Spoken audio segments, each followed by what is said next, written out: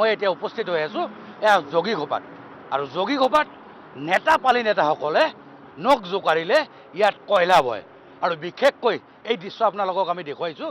এইখন পথেৰে যিমান যি কয়লাৰ গাড়ীসমূহ আছে এই গাড়ীসমূহ কিন্তু ইয়াতে সন্নিৱিষ্ট হয় আৰু এই গাড়ীসমূহৰ পৰাই কিন্তু দেখা যায় যে কয়লাসমূহ আদান প্ৰদান হৈ আছে আৰু ষ্ট্ৰকো ইয়াতে হয়।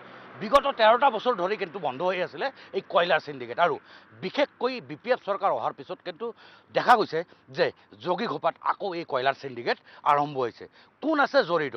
বিশেষকৈ আমি পূৰ্বৰ যি প্ৰতিবেদন আছিলে তাতে এজন ৰাজনৈতিক নেতাৰ নাম আমি দেখুৱাইছিলোঁ, নাম আছিলে জাংগিলা হাজোৱাৰী। জাংগিলা হাজোৱাৰী হৈছে 2025 চনত যি পৰিষদীয় নিৰ্বাচন হৈছিলে তাতে মানাছ চেৰপাং সমষ্টিৰ পৰা তেখেতে প্ৰাৰ্থিত্ব লাভ কৰি পেলাই তেখেতে নিৰ্বাচনত প্ৰতিদ্বন্দ্বিতা কৰিছিলে। কিন্তু দুৰ্ভাগ্যবশতঃ জাংগিলা বসুমতাৰী কিন্তু পৰাজয় হয় আৰু পৰাজয় হৈ নামি পৰিছে ইয়াৰ চিণ্ডিকেটত। কাৰ আশীৰ্বাদত চলিছে এই চিণ্ডিকেট? বিশেষকৈ এজন মন্ত্ৰীসভাতকৈ নৱনিযুক্ত মন্ত্ৰীসভাত তেখেতৰ নামো আহিছে। এই মন্ত্ৰীয়েও কিন্তু ইয়াতে মোটা অংকৰ ধন পায় বুলি ইতিমধ্যে কিন্তু এক সংকেত আমি জানিবলৈ পাইছোঁ। আৰু বিশেষকৈ জাংগিলা যি হাজোৱাৰী আছে, জাংগিলা হাজোৱাৰী কিন্তু দেখা গৈছিল যে বিজনীত বাস কৰিছিল। তাৰপিছতে কিন্তু তেখেতৰ বাসগৃহ আছিল কোকৰাঝাৰত। বহু টকাৰ মালিক, বহু টকা তেওঁ ঘটিছে। ইতিমধ্যে আমি এক সংকেতো পাইছোঁ তেখেতৰ।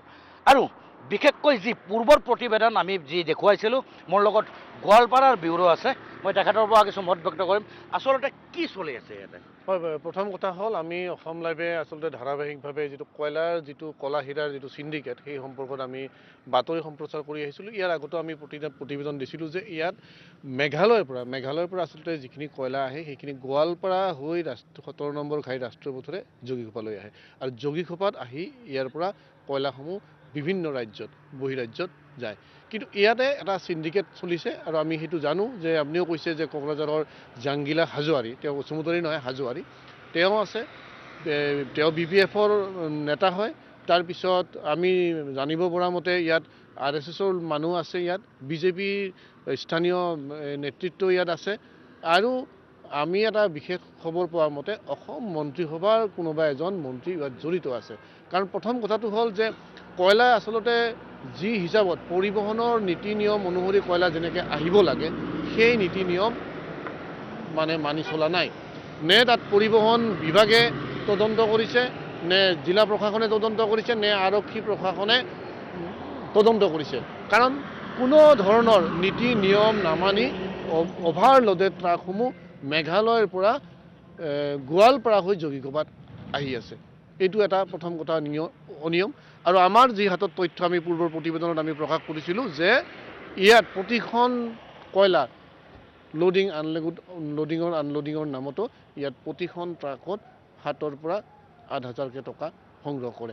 মুঠতে ইয়াত কলা হীৰাৰ এটা বৃহৎ চিণ্ডিকেট চলি আছে, সেই কথাটো আমি ধাৰাবাহিকভাৱে প্ৰকাশ কৰিছোঁ। আৰু আচৰিত কথাটো হ'ল যে গুৱাহাটীৰ পৰা গোৱালপাৰালৈ যিটো ৰাষ্ট্ৰীয় ঘাইপথ 17 নম্বৰ ঘাই ৰাষ্ট্ৰীয় পথ, সেই 17 নম্বৰ ঘাই ৰাষ্ট্ৰীয় পথৰ সম্প্ৰসাৰণৰ কাম চলি আছে। তাত সাংঘাতিকভাৱে, কাৰণ গোৱালপাৰাৰ পৰা যদি গুৱাহাটীলৈ যাব লগা হয় 5 পৰা 6 ঘণ্টা সময় লাগে। ৰাস্তাৰ ইমানেই কদৰ্যময় পৰিৱেশ, নিৰ্মাণ কাৰ্য চলি আছে, তাৰ মাজত কোনো নীতি নিয়ম নাই। তাৰ মাজত সন্ধিয়া লগাৰ লগে লগে লানি নিচিঙা ট্ৰাকৰ সদবয় যোগীঘোপা। ধন্যবাদ জনাইছোঁ আপোনাক। এয়া হৈছে তেখেতে ব্যুৰোজনে খুব ধুনীয়াকৈ মত ব্যক্ত কৰিছে। আচলতে কিন্তু দেখা গৈছে যে সন্ধিয়াৰ ভাগত হ'লে কিন্তু ইয়াতে লানি নিচিঙাকৈ ডাম্পে যি আপোনালোকৰ যিসমূহ ট্ৰাক থাকে কয়লাৰ, এই ট্ৰাকসমূহ কিন্তু জাকে জাকে ইয়াতে আহে আৰু আহি পেলাই কিন্তু ইয়াতে লোডিং আনলোডিং ইয়াতে হয়। আৰু বিশেষকৈ যি আমি জাংগিলা হাজোৱাৰীৰ কথা কৈছিলোঁ, মুখ্যমন্ত্ৰীৰ যি নিৰ্দেশ আছিলে এই নিৰ্দেশকো কেৰেপ নকৰে এই জাংগিলা হাজোৱাৰী BPFৰ এজন TCCLC চেয়াৰমেন বুলি আমি ইতিমধ্যে জানিবলৈ পাইছোঁ। আৰু প্ৰতিখন ট্ৰাকৰ পৰা প্ৰায় 7,000 পৰা 8,000 টকা কিন্তু তেখেতে সংগ্ৰহ কৰে। গুণ্ডাকৰ লয় নেকি এই জাংগিলা হাজোৱাৰীয়ে?